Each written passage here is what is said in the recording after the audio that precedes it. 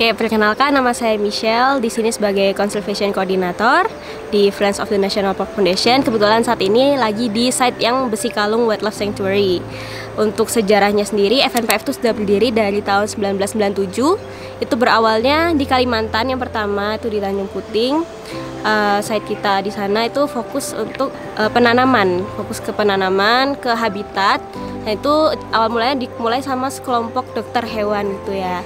Lalu untuk worknya sendiri, selain penanaman di Kalimantan, terus di Bali itu ada fokusnya ke jalak Bali sebagai ikonnya Bali sendiri. Itu dimulai di Nusa Penida, terus sekarang di sini di Besi Kalung, Babahan, Utu, Penebel. Kemudian kita ada satu site baru lagi yang dilepas liarkan, itu di Desa Tengkuda, masih di wilayah Penebel juga. Gitu untuk kerjanya sendiri. Di sini kami merilis jalak Bali, jadi bukan menangkarkan, jadi kami lepas liarkan, mengembalikan jalak Bali ke alam. Untuk yang di site Besi Kalung sendiri, sejak tahun 2020 itu sudah ada 47 ekor yang dilepas liarkan. Dan soon akan ada 2 ekor lagi yang dilepas liarkan, dan sejauh ini mereka berhasil berkembang biak di alam. Gitu.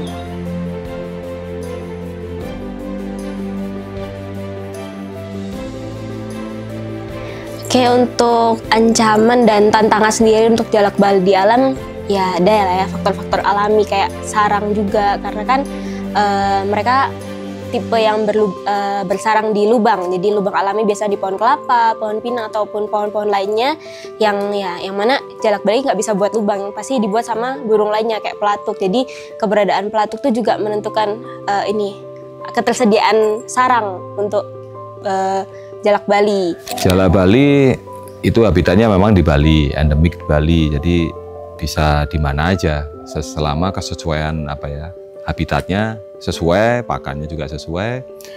Itu akan menjadi penentu jalak Bali itu akan tetap ada dan survive di alam. Tapi ada perbedaan lagi ketika kita bicara tentang jalak putih ya, jalak tunggir abu yang ras Bali itu, yang berada di Taman Nasional Bali Barat, ada juga di sepanjang pantai selatan Bali ya, terutama di daerah Uluwatu dan sekitarnya itu cukup memprihatinkan. Jadi berbanding terbalik, dulu itu jalak Bali terancam punah, sekarang berganti jalak putihnya yang sekarang terancam punah karena faktor pembangunan ya, habitat yang semakin terdesak menjadi ancaman yang sangat serius, dan mereka juga semakin hari akan semakin menipis kalau tidak ada upaya-upaya konservasi yang dilakukan secara nyata. Kalau kita nggak melakukan segera, ya kita tinggal menunggu kepunahan. Tinggal barikade terakhir itu di selatan Bali.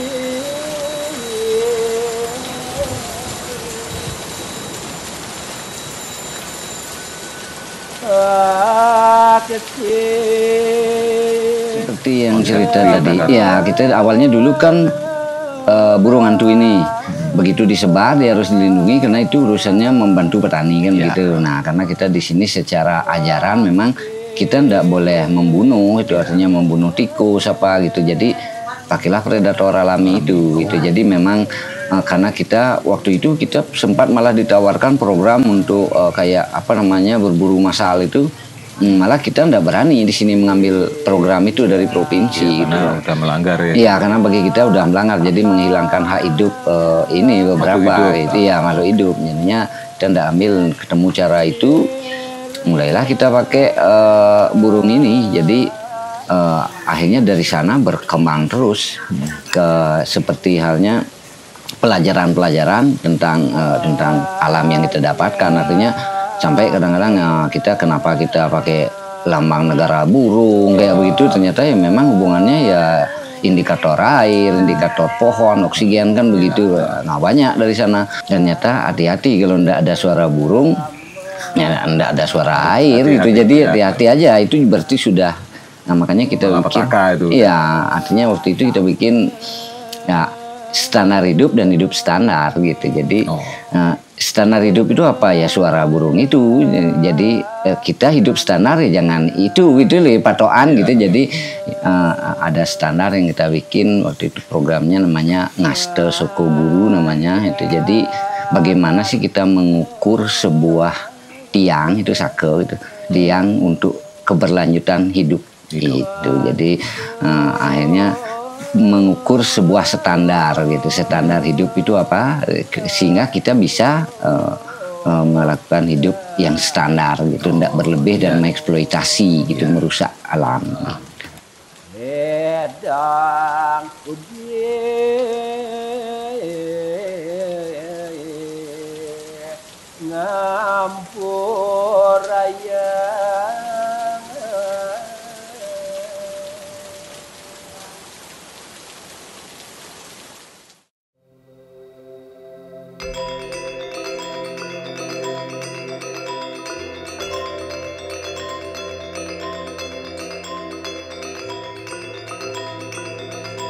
Kita hari ini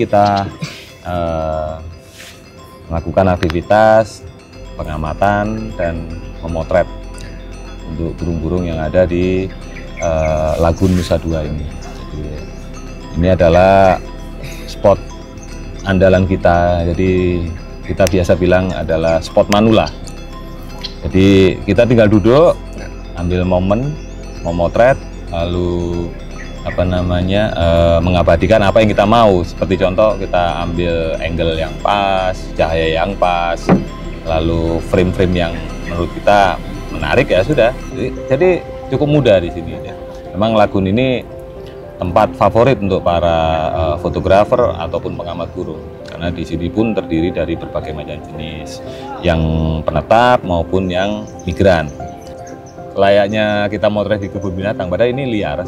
Jadi ketika air laut pasang, beberapa jenis yang suka berburu ikan di laut mereka akan pergi. Nanti ketika surut mereka balik lagi, mereka tinggal di sini. Ini adalah tempat untuk pengolahan limbah dari hotel-hotel yang di sekitar Nusa Dua. Mereka alirkan ke sini dan di sini diolah lagi. Lalu di sini juga banyak ikan-ikan yang dulunya ditebar kayak ikan mujair. Jadi mereka banyak sekali. Jadi stok berlimpah bagi bagi burung-burung pemakan ikan. Kalau ancaman ya pasti orang yang usil ya, mungkin berburu lalu meracun kolam ini dengan racun itu. Mungkin air limbah yang beracun itu, misalnya dari hotel-hotel itu ya. Karena waktu kemarin seperti contoh waktu beberapa bulan yang lalu itu ada ikan-ikan banyak yang mati karena awalnya pandemi kan nggak ada tamu di hotel-hotel itu, otomatis kan air limbah yang masuk kan berkurang sangat sedikit. Nah ketika musim pandemi sudah selesai, tamu membludak mana-mana, otomatis volume air kan makin banyak masuk dan limbahnya. Nah mungkin di sini kan akhirnya ikan-ikan kan mungkin ya terasa juga dampaknya, pH-nya terlalu tinggi atau racunnya terlalu banyak gitu. Banyak yang mati ikan-ikan itu. Saya salut dengan upaya-upaya Lagun ITDC ini menjaga populasi atau menjaga keberadaan burung-burung di sini agar lestari gitu. Jadi mereka nggak pernah diganggu, memberikan tempat buat teman-teman silakan untuk memotret dan mengamati burung asal tidak merusak.